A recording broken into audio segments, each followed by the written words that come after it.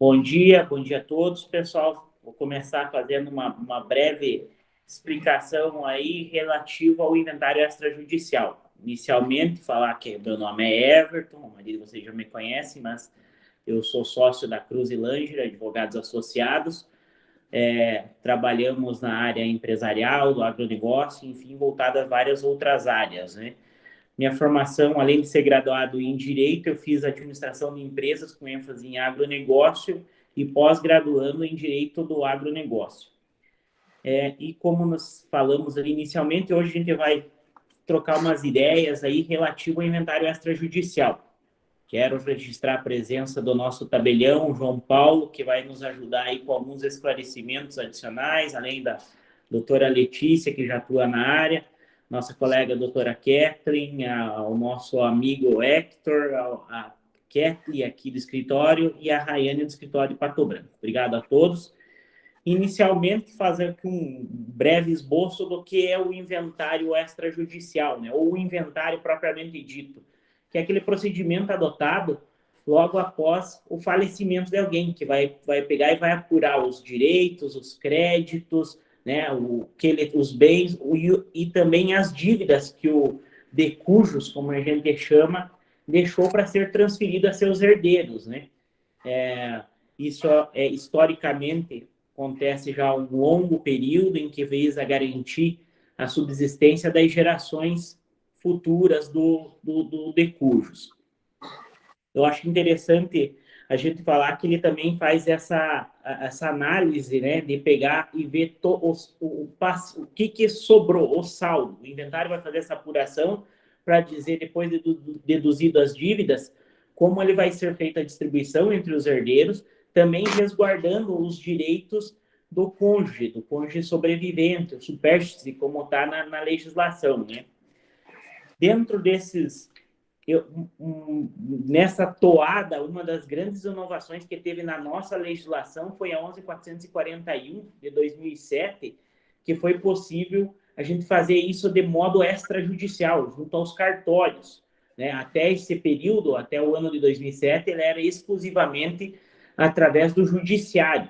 A gente sabe, nós que cooperamos com o direito, né, e as pessoas que já passaram por isso, sabe como às vezes a decisão judicial ela é mais morosa, né? Ela tende a ser um pouco mais demorada em relação à extrajudicial, que se processa de uma maneira muito mais breve, mais rápida, né? Entre um dos requisitos para que ocorra esse tipo de processamento, de procedimento do inventário, ele tem que ser de forma consensual. Inclusive, essa legislação, a 11.441, alterou dispositivos do Código de 1973, o Código do Processo Civil, até então vigente.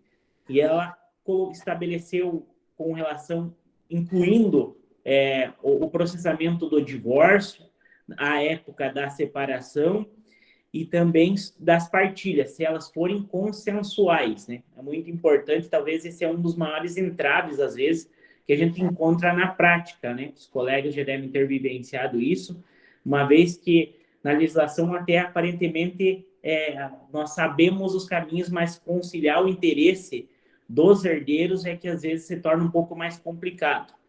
João também acompanha no dia a dia, né, João?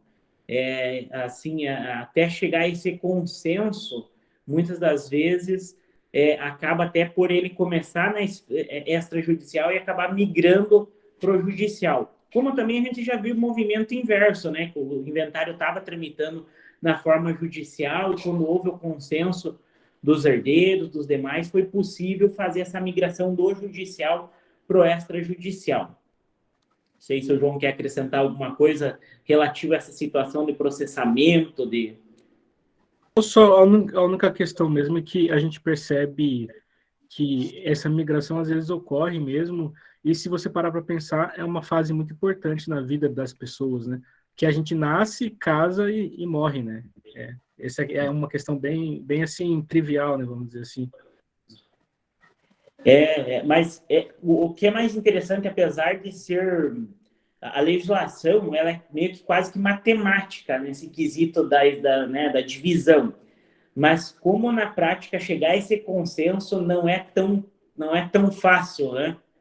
Se alguém quiser, doutores, quiserem também fazer alguns esclarecimentos, doutora Letícia, a gente que já vivencia, às vezes, no dia a dia, né? Por mais que você tente demonstrar o que cabe a cada parte, ou tentar fazer essa composição, muitas das vezes existem aquelas pecuinhas que acabam prejudicando, né? Eu vejo aqui em Mangueirinha, por a gente ser uma cidade muito do interior, né? Existe muito na família aquela questão de gratificação. Eles não entendem que no direito todo mundo é igual, né? Ah, o filho que nasceu primeiro, ele tem mais direito que o último que veio. É o básico que a gente sempre escuta. Não, o mais velho ele tem que ter uma porcentagem maior e tal. Eles não se contentam com a divisão igualitária, eles querem dar um jeitinho de arrumar para que o mais velho fique com um pouco a mais, ou aquele que trabalhou mais, aquele que abandonou a casa, saiu, aquele não tem direito. Não, eu acho muito pertinente o que tu comentou pelo seguinte, nós temos essa figura daquele filho que fica cuidando dos pais, né? Aquele entre os filhos que é aquele que cuida, que presta assistência. De certo modo, a legislação consegue também fazer a proteção dele. O que os pais podem? Tem a cota que é disponível para fazer a doação, né? Contudo, às vezes, por não conhecer da legislação, lá no final, aquele herdeiro se acha injustiçado e até a gente não tira o entendimento dele nesse quesito, né? Diz, olha, eu fui quem dediquei mais tempo, eu cuidei quando estava mais difícil. Então, assim, mas lá, se não houver nenhum tipo de previsão prévia, né? Seria uma redundância, mas se a gente não seguir esses mecanismos que a lei dispõe, infelizmente ele vai herdar na mesma quantidade, né? Indistintamente, mesmo sabendo. Interessante quando tu pontuou, eu era o filho mais velho, ou a filha mais velha, enfim, eu cuidei. Não, vai ser na mesma linha, né? Na mesma classe, vão herdar todos pela a mesma quantidade, né? O mesmo quinhão. Então, muitas das vezes isso acaba ocorrendo e é uma das coisas que até dificulta um pouco, né, a questão de você processar ele extrajudicial. Mas eu tenho observado que o pessoal tem adotado essa característica assim, de solução, uma maioria, né? Assim, olha, vamos fazer o extrajudicial, desde que não há nenhum impedimento, né? Porque do extrajudicial, além dele ser consensual, como nós falamos, não pode ter interesse de menores, não pode haver o litígio, né? Tem que haver todos em um grau de paridade. Então, Eu acho que acho que em primeiro momento pesa muito para a questão familiar a questão emocional, né? Então, tratar isso, ter o acolhimento dos clientes, isso é essencial para ter uma boa conversação, para que chame todos eles, para tentar realmente solucionar. Às vezes, a família em si, elas não conseguem conversar sobre essa divisão, mas tendo o advogado presente que tem esse entendimento de vir e conversar, explicar para todo mundo, fazer uma reunião é muito importante, que assim deixar claro para eles que não é que queira beneficiar um ou outro, é realmente a lei, o que a lei repassa, o que prevalece. É interessante. E tem uma questão que eu percebo também, que às vezes os próprios irmãos entre si querem beneficiar um específico irmão. Acontece isso mesmo. Eles falam, não, essa pessoa tem que ser beneficiada porque ela cuidou mesmo do pai, tudo, sabe? Eu noto isso também, né? E mais uma questão para pontuar só bem interessante também, é que o inventário, essa questão dos menores, né? A tendência nos outros estados já está acontecendo isso, né? Que se você estabelece já a guarda, a questão de guarda, o juiz autoriza fazendo extra. Tem aqui já algumas decisões já monocráticas que o tribunal autoriza, né? Mas ainda não tem uma normativa aqui no estado do Paraná, né? Mas a tendência é conseguir fazer também dessa forma, né? Vamos dizer assim. Nossa, muito interessante. Porque, na verdade, um dos objetivos do Código de 2015, do Código de Processo Civil, era fazer essa autorresolução dos conflitos, né? Tentar, nós íamos, inclusive, que foi incluída a questão da mediação, né? Questões, por exemplo, que no direito empresarial ainda a gente está caminhando para isso, porque né, as empresas também não querem a morosidade do judiciário, né? Que é entendível, às vezes, por condições técnicas, né? Que, olha, estruturais, que não consegue dar a guarida, mas eu acho interessante não é, uso muito, né, os doutrinadores, a fuga. Não seria nem a fuga, mas a certeza, né, de um provimento mais rápido, uma resolução. e tirar um pouco a cultura do litígio, né?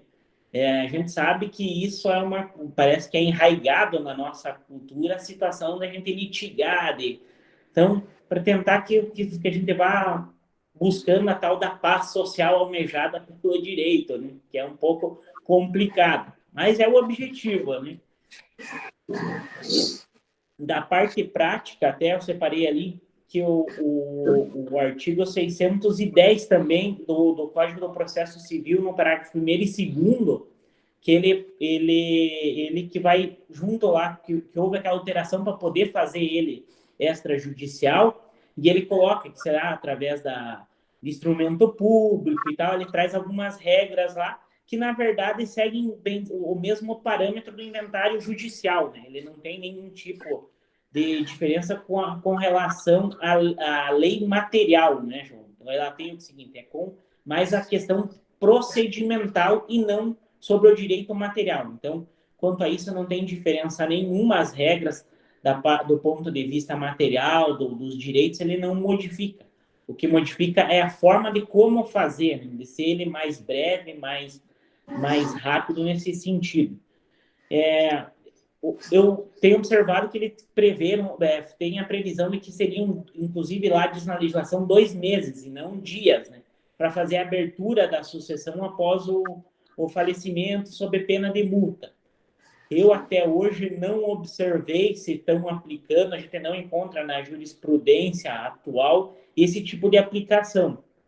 Mas cremos que será um movimento agora, com toda essa questão da digitalização, do próprio cartório está fazendo, né, pelo e-notariado. Então, o que ocorre? Eu acho que essa digitalização, virtualização dos procedimentos vai acabar que vai começar, tem uma visão que vou começar a fazer essa aplicação até por causa de fins tributários, né?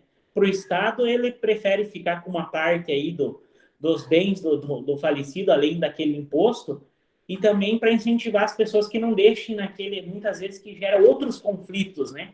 O pessoal vai deixando de fazer o inventário, aí o herdeiro vende uma parte dele mesmo sem estar feito a partilha, e isso com certeza vai ser assim um motivo de disputa judicial, por causa dessa morosidade, por deixar, né? Por ser relapso com relação a isso.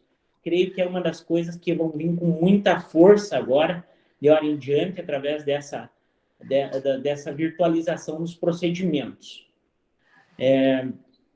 Eu não sei se o cartório recebeu alguma orientação ou coisa assim, João, nesse sentido. Olha, essa questão da multa, não temos orientação aqui no estado, né? Mas existem estados que já são orientados a cobrarem a multa, né? Mas eu na minha opinião, assim, essa questão da multa, com o tempo vai se tornar automático, né? Que eles têm todo o sistema. Hoje em dia, o ITCMD é feito só pelo sistema, né? Então, vamos supor, você vai colocar a data de falecimento lá, eles vão computar, né? Mas eu enxergo, assim, a princípio, que a Fazenda ainda não tem interesse dessa multa. Parece que eles, não sei porquê, né? Mas até a princípio eles não têm assim, tanto interesse em receber essa multa. E são mais interessados em ITCMD mesmo, né? O ITCMD. Mas talvez seja que não há o interesse por eles pelo seguinte, vamos pegar a nossa região que é extremamente agrícola, né? Tu vai pegar a evolução dos preços da propriedade rural de um ano para outro, né? Não é incomum nós vermos ela subir 20%, 30%. Né? Então, o fisco, de qualquer modo, está tendo um ganho real, às vezes, se ele deixar de fazer no momento posterior com a avaliação do bem, né? Que é um dos tópicos, inclusive, que eles vão pegar pela avaliação do atual do bem, né? A Fazenda tem evoluído bastante nesse sentido, né? Queria até falar que uma das coisas que acho interessante, quem pode abrir o inventário. Existe, inclusive, um rol, né? Que é o cônjuge sobrevivente, o herdeiro que está na posse. Inicialmente, ele fala que quem está na administração dos bens, né? O primeiro. E depois coloca até a ordem. Olha, vai lá no 617 do Código do Processo. Vai ser o cônjuge que estiver na administração, No segundo, o herdeiro que esteja na posse ou administração, aí sim o herdeiro que não está na posse na administração. No extrajudicial, a gente não vê tanto como os eventos acontecem simultaneamente, né? Eles ocorrem, vamos dizer assim, quase que unicamente em um momento só, uma vez que são todos voluntários, que já está tudo, a partilha já está bem definida, não há esse conflito. Mas no judicial é uma coisa interessante. Muitas das vezes o pessoal quer ser o inventariante, né? E aí gera aquelas discussões e tem, inclusive, uma seção lá do código que trata só dessa questão relativa a quem pode ser o inventariante. Porque, na prática, o inventariante é quem vai ter o poder sobre os bens, né? Ele que vai poder direcionar, vai poder perceber os frutos, em que pese ele fique com a obrigação de prestar essas contas, mas é interessante que ele vai ter o poder de gerir o espólio, né? Que eu acho uma coisa bem interessante. Talvez lá no início não falei, como a gente vai deixar gravado e vai subir lá para o nosso podcast, é o seguinte, que o espólio é a massa dos bens que a gente falava inicialmente, é aquilo que vai ser transferido aos herdeiros e também ou ao meeiro. Acho importante que quem fica, voltando ao assunto do inventariante, que é aquele que faz a abertura, que está na administração, muitas das vezes ele é até estratégico, porque ele vai conseguir forçar, talvez, né, forçar talvez não seria a palavra, mas vai conseguir ter mais argumentos para que se chegue a um acordo. Né? Dizer, olha, quem sabe a gente resolve mais rápido isso, em um tempo menor, fazendo aqui, tu fica com parte naquele imóvel, o outro fica com parte naquele. Essas questões, como a gente falava inicialmente, são bem complexas, porque envolve, não é só a questão material, mas muitas questões familiares, inclusive aquelas birras familiares, né, do irmão com o outro. E também fazendo um ponto nessa questão, que a doutora Kathleen levantou e também a doutora Letícia, aquela situação de que o ideal é que somente os herdeiros de fato participem dessas reuniões, as iniciais, para que evite aquela opinião, às vezes, do cônjuge, né, do herdeiro, que não é que acaba, a gente sabe que é normal ter essas intrincadas entre as famílias, às vezes o cunhado não gosta da cunhada, vira aquela bagunça e dificulta um pouco no extrajudicial, né, João? Não sei se tem percebido. Então, assim, aquela primeira reunião é muito interessante que sejam feitos únicos exclusivamente com os herdeiros, para que até a eventual discussão fique naquele âmbito, para que depois você consiga ali conciliar o interesse de cada um, aí pode vir a família. Isso, pelo menos, é um procedimento que a gente tem adotado e vê que ele flui melhor essas primeiras conversas, né? A doutora Letícia já presenciou, o João pode... Sim, com certeza, essa questão é bem interessante. Só uma opinião a mais sobre o inventariante também, que nós tivemos aqui na resolução 35, novidades, né? Tem um mês praticamente, né? Foi incluído pela resolução 452 do CNJ, né? Agora, eu vou ler aqui o parágrafo, é bem interessante sobre o inventário, né? Para vocês entenderem a instrumentalidade dessa normativa aqui, né? Vou ler para vocês aqui, ó. O inventariante nomeado nos termos do parágrafo 1º poderá representar o espólio na busca de informações bancárias e fiscais necessárias à conclusão de negócios essenciais para a realização do inventário e no levantamento de quantias para o pagamento do imposto devido e dos emolumentos do inventário. O que ocorre? Essa nova normativa abre possibilidade de que, além de você conseguir corrigir questões do imóvel, quando as pessoas fazem nomeação de inventariantes, né? Às vezes, vou fazer nomeação de inventariante primeiro para transferir uma matrícula de Coronel Vivida para Mangueirinha, exemplo, né? Mas agora também eles conseguem buscar informações se tem mesmo conta, se a pessoa deixou dinheiro, porque às vezes só o falecido sabia que tinha uma certa conta, né? Aí, com esse instrumento aqui, dá para fazer essa busca mais assim, mais formal, né? E também a questão de você conseguir retirar dinheiro para pagar o ITCMD, sem precisar que os herdeiros, que às vezes, dependendo do imóvel, o ITCMD chega, né, a valores bem altos, né? Isso ajuda bastante, né? E mais uma questãozinha também, a terceira questão, é que o inventariante no extrajudicial não tem ordem. O artigo 11 da Resolução 35 já especifica que não precisa seguir a ordem prevista no artigo 617. Isso é muito bom também. Bom. Avança, porque às vezes depende muito da questão e do momento, né? Como nós falamos, talvez essa liberdade do extrajudicial auxilia bastante, né? Porque o que acontece? Pode ser que quem esteja não tenha tanto interesse, o outro tenha essa habilitação para poder dar prosseguimento. Muito interessante essa resolução, até o presente momento não tínhamos até conversado quanto a isso, mas isso acontece seguidamente na prática, né? Essa questão do ITCMD, tanto que em algumas ocasiões a gente pede a cisão ali no registro de imóveis, por exemplo, né? Olha, eu quero transferir nesse momento só deste herdeiro, que esse já fez o recolhimento do ITCMD, então vai ser mais um avanço, mais um benefício para que o inventário se torne mais realizável, né? Que é o objetivo, não é que ele fique aguardando, cumprindo normas, essa situação, né? Essa questão acho muito bem pertinente.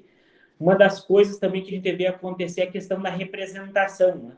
Às vezes a matemática, às vezes falece algum herdeiro lá da mesma classe, vamos dizer, o avô, os pais, faleceu um desses filhos, aí o neto que vai representá-lo, né? Esse que vem o termo da representação, mas ele vai representar aquela cota.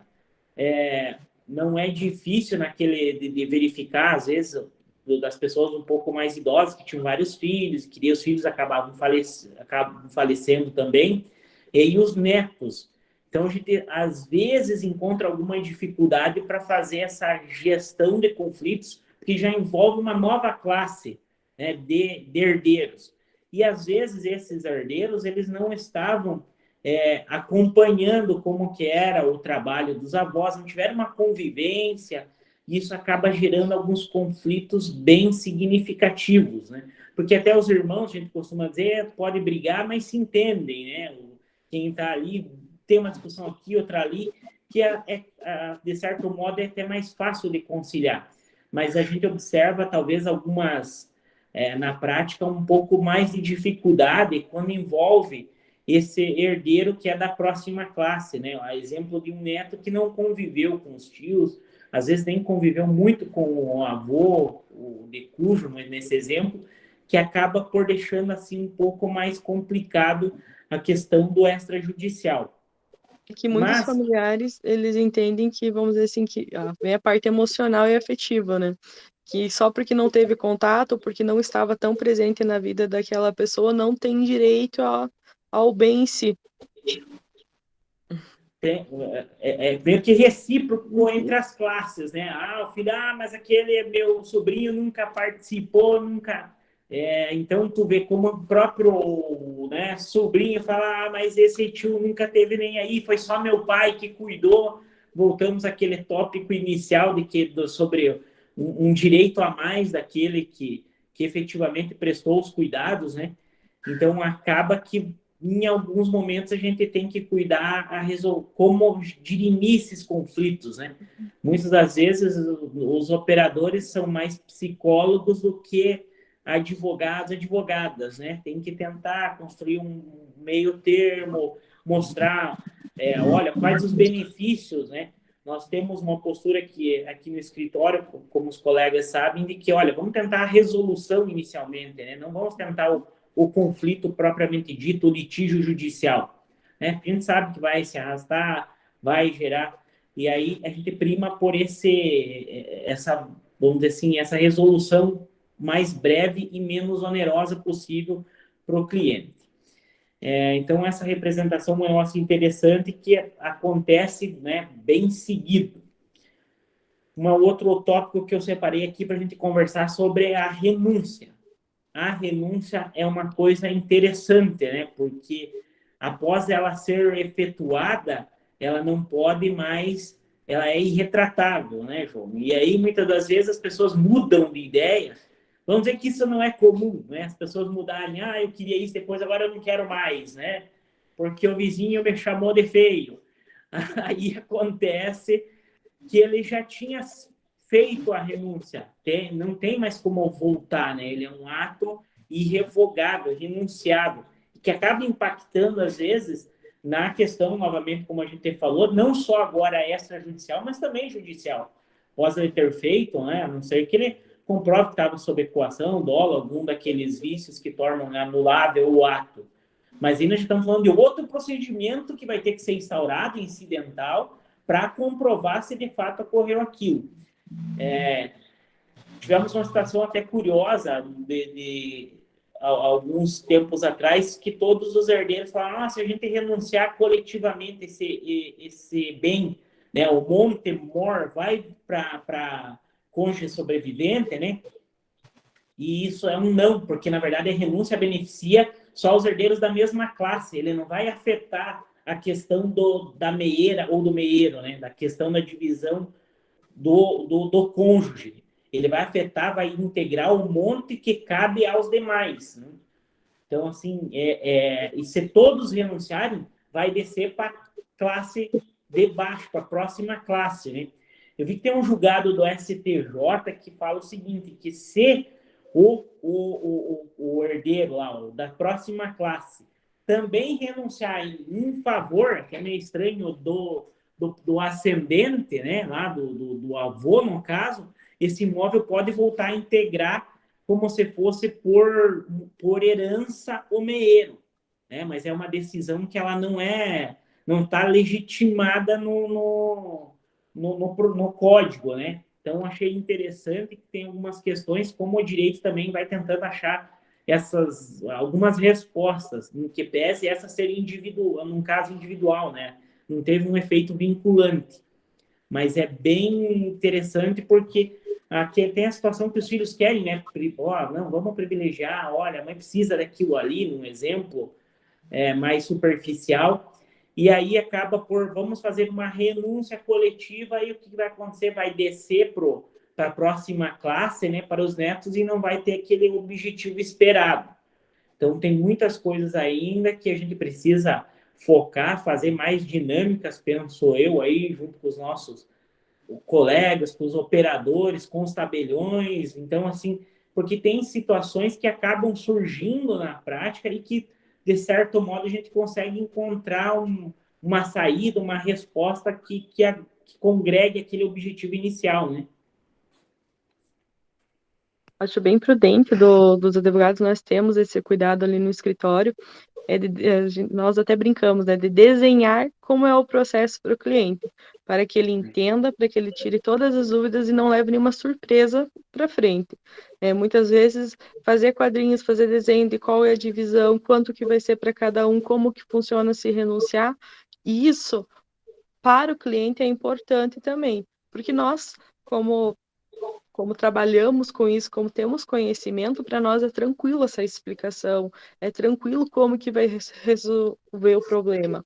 Mas para o cliente, assim, ele é pego numa questão que acabou de falecer um ente querido, que faz, às vezes, pouco tempo, e já vem os irmãos ou até mesmo as pessoas próximas cobrando eles dessa divisão. Então, é um momento de luto, mas também é um momento deles ser explicado e ter esse conhecimento de como vai funcionar e quais são os benefícios de fazer um inventário extrajudicial e qual que é também os benefícios de fazer extrajudicial dependendo do conflito. Judicial, né? Dependendo do conflito. É sempre importante fazer esse desenho, explicar para eles os benefícios e as saídas que tem para essa solução amigável. Colega Letícia, quer pontuar alguma coisa da sua vivência? A renúncia é uma coisa assim que eu acho bem importante, que eu sempre demonstro ali, principalmente na questão, então a gente quer beneficiar alguém ou não, então demonstrar que existe essa possibilidade sim, né, mas que ela vai voltar ao monte, né, então assim, ela vai ser partilhada com aqueles que vão restar e que não renunciaram, porque muitos ainda têm aquela noção, eu estou renunciando, mas eu quero renunciar diretamente para fulano Beltrano, Eu falo, não, ó, você renunciou, isso aqui não tem como você direcionar direto para aquele herdeiro específico. Ou você recebe depois, faz a cessão, né? Mas, por enquanto, a partir do momento que você renuncia, ele volta ao patrimônio inteiro e vai dividir com aqueles que não renunciaram e com né, com a esposa, com quem ficou vivo ali, né? É interessante, vamos da própria questão, vamos falar da cessão. Tem como fazer, né? Tem como deixar claro, olha, vamos fazer assim que você pode também ceder. Inclusive, você pode ceder o teu direito hereditário a terceiros, desde que haja anuência expressa dos demais herdeiros, né? Tu pode fazer a cessão para um terceiro estranho a herança. Contudo, Sim. tem que cuidar essa questão da anuência. A gente observa que às vezes isso sai meio truncado, né? Sai aquela situação em que a pessoa já, às vezes, até já negociou um certo imóvel, certa... E aí traz esse problema para a gente descascar o abacaxi, né? E acaba, olha, o meio ideal era esse. E aí surge aqueles outros apenas só para a gente começar a divagar um pouco. Vai que esse quem fez o adquirente tem problemas com os outros herdeiros, né? Então a gente acabou criando mais um problema para poder concluir talvez um inventário que seria adotando o procedimento legal, assim, que ele seria muito mais fácil de desenrolar. Não diria fácil, mas ele seria muito mais operacional, né? Mas eu tenho a impressão, talvez uma impressão aqui da nossa região, que as pessoas estão se informando mais, né? Assim, elas estão buscando mais essas informações antes de fazer qualquer tipo de negócio, né? O próprio facilitou hoje o acesso ao conhecimento, isso é inegável, isso também tem auxiliado bastante. Hoje temos uma gama, uma estrutura de advogados que facilita as pessoas a terem essa informação. Tenho visto assim que nós estamos num caminho crescente de mais confiança nos negócios, né? O pessoal tem buscado isso. E até porque, vamos falar assim, que é melhor ela buscar, temos dito aqui que ela buscar o conhecimento ou alguma consultoria prévia do que depois ela está com baita de um problema que vai gastar muito mais, né? Negócios que envolvem um imóvel de valor relativo, às vezes fazerem de qualquer forma. Olha, isso pode te custar muito mais caro do que você buscar uma informação mais profissional nessa área, né? Eu estou chegando já na parte final, gostaria aqui de falar agora essa parte da questão da apuração dos valores dos bens, né?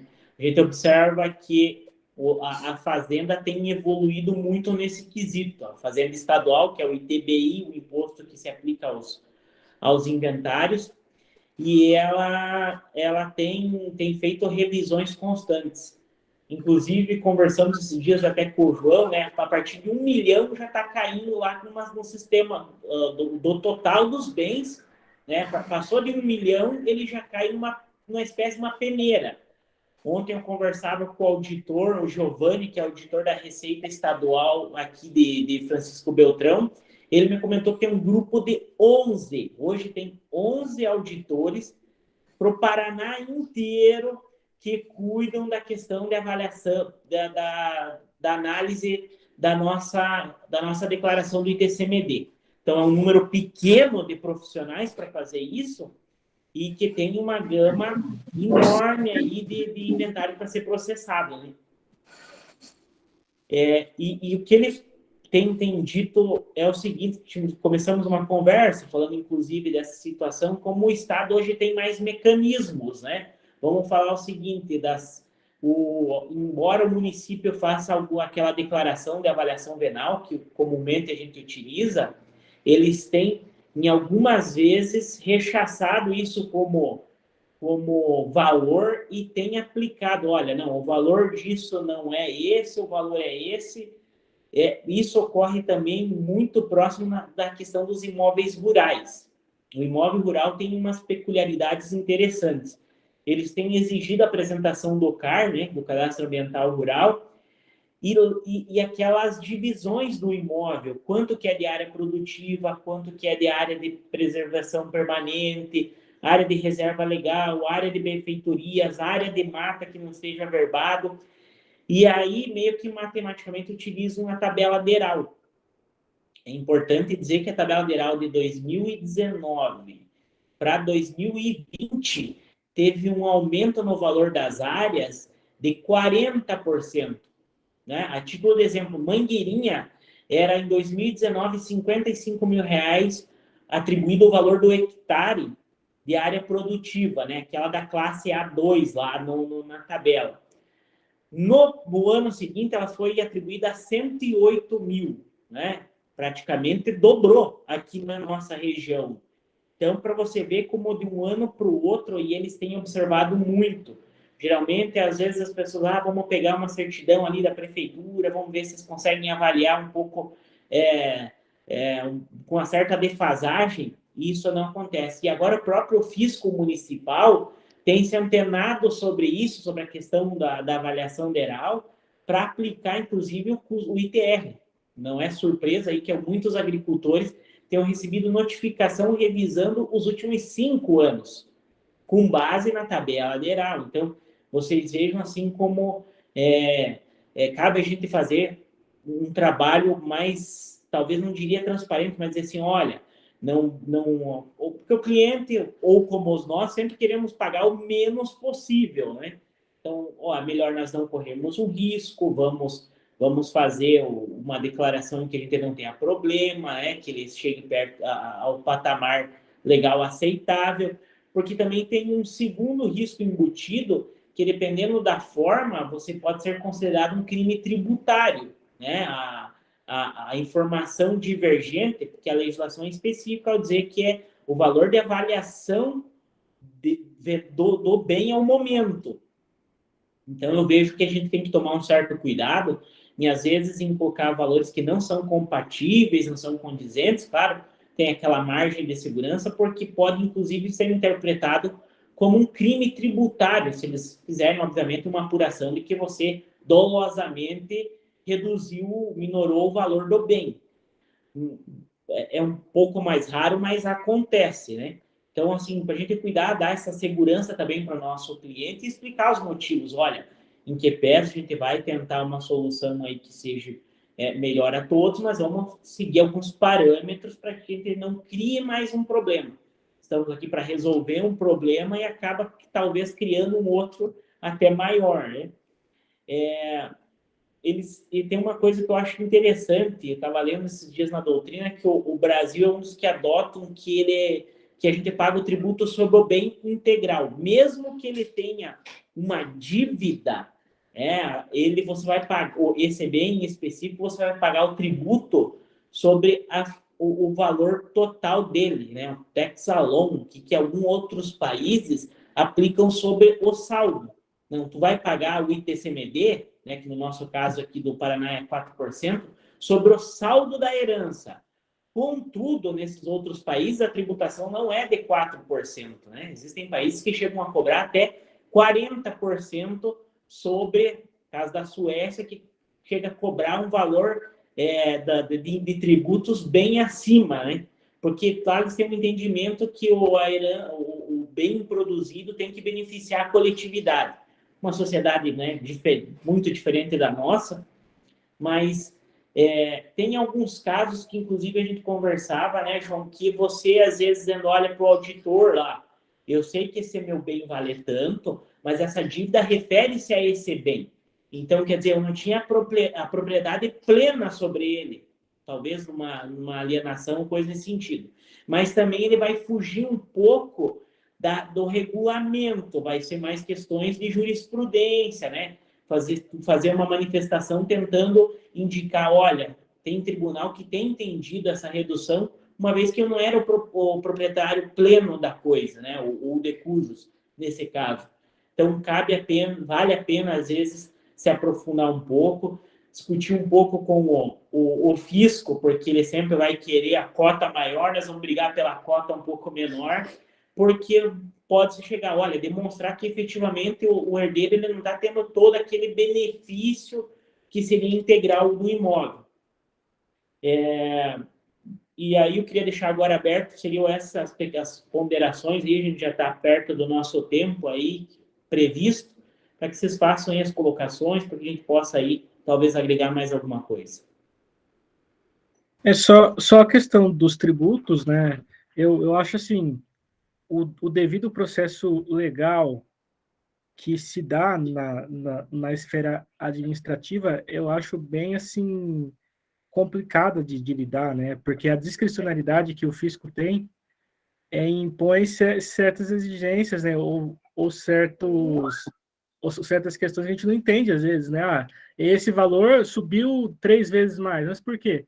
Aí eles falam, porque é perto do alagado, sei lá, tem vários motivos, né? Mas essa é uma crítica, né? Que é complicado isso, né? Para pensar. Viu? Isso é uma questão prática, né, João? O que a gente está falando? Que isso acontece todo dia. E o fisco, o imbuído desse poder do grande Leviatã, ele chega e diz, não é o valor que você indicou. Mas tem várias, se a gente pegar do ponto de vista mercadológico, né? O que é o valor do bem? Vamos ter várias, nós vamos ter um valor, talvez, fiscal. O que é o valor venal?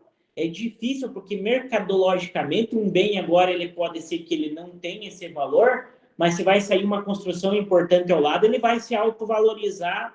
Então é muito difícil, como diz você. Interessante mesmo, é muito discricionário. Nós ficamos às vezes na mão do auditor que tem uma interpretação diversa, que ele está imbuído ali do poder de tentar aumentar o valor do tributo, mas que depende de nós sempre estar fazendo esse contraponto, né? Já fizemos alguns recursos direcionados ao fisco estadual, tivemos êxito, inclusive, na maioria deles, mas é uma questão de você fazer o levantamento e dizer, olha, porque é uma questão de interpretação, bem na verdade, né? Qual o valor venal esse? Eu posso ter o valor histórico, inclusive na declaração de imposto de renda, tem uma resolução da Receita Federal que diz o seguinte, que você pode declarar pelos valores históricos. Então, a própria legislação tem alguns conflitos, alguns choques, né? Na questão de integralização de capital, que seria uma analogia. Olha, se eu posso utilizar aquele valor contábil que eu venho trazendo, se isso tá me habilitando, era isso que eu pagava, por que em certo momento, essa regra agora não se aplica? Né? Então, tem várias situações que acabam impactando nessa questão dos tributos, né? Vocês já tiveram alguma experiência nesse sentido, é bem complicado, porque a gente acaba aqui também, naquela ânsia de concluir, é um entrave que fica ali, que você vai ter que discutir, e enquanto isso, o acordo que existia, como a gente falou, pode se esvair pelo meio dos dedos, né? O ser humano, geralmente, ele gosta de mudar de ideia, e aí tudo aquele trabalho que você fez de convergir os esforços ali, de um cede aqui, outro ali, acaba que vai saindo pelo meio dos dedos por uma questão de discussão quanto a parte essencial e final, que é o valor dos bens a serem partilhados. Certo? Alguém quer fazer mais alguma ponderação? Doutor Everton, eu tenho uma pergunta. Na questão, digamos, da avaliação ali, que é o pessoal da tributação que faz a emissão da prefeitura, para a gente haver esse questionamento da forma da avaliação, eu, quanto advogado, baseando-se na tabela da precificação lá dos valores, eu mesmo consigo questionar ou impugnar a forma da avaliação deles? Sim, pode. O que se pode... Geralmente, o que acontece? Eu gosto muito de usar o CAR, né? Porque o que acontece? Além dele ser obrigatório após 2012, né? Que foi aquela reforma do Código Ambiental, ele vai dizer como que é a forma de exploração da área, né? Então, vamos pegar, olha, a exploração da área, ela tem tanto de lavoura, na nossa realidade, tanto de silvicultura, de árvores, tanto de pasto. Então, você vai ter as classificações. Geralmente, o fisco faz o quê? Pega e joga lá toda aquela situação assim, ó, tabela. Pega uma linha e, olha, eu vou aplicar todo o imóvel lá na linha B2, né? Que é aquela área mais de pastagem, não de uso tão intensivo.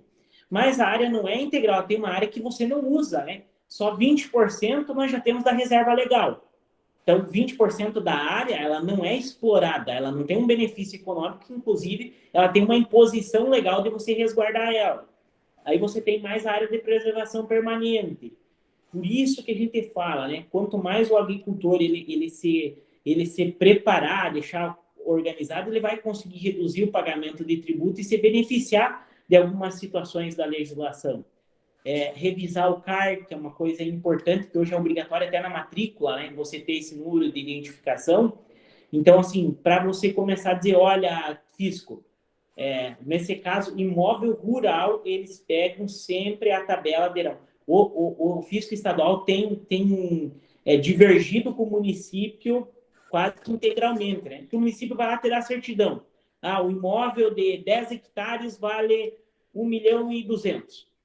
Aí tu pega para o lateral, 1.400.000, 1.500.000, né? Fazendo essas classificações. Então, vale a pena, sabe, você fazer essa impugnação, demonstrar, dizer, olha, fisco, essa área que você está falando aqui, ela também não tem nós não temos, inclusive, a classificação máxima de produção aqui. Se tu pegar lá, que é o A1, lá, que é a produção agrícola de uso de tecnologia, de produção acima do nível nacional, não tem essa classificação aqui para a nossa região, e aí ele acaba incluindo lá, e você tem que questionar, dizer, a área não é isso, né? E tem, como nós falamos, as volatilidades do mercado. O valor venal pode ser entendido como valor mercadológico.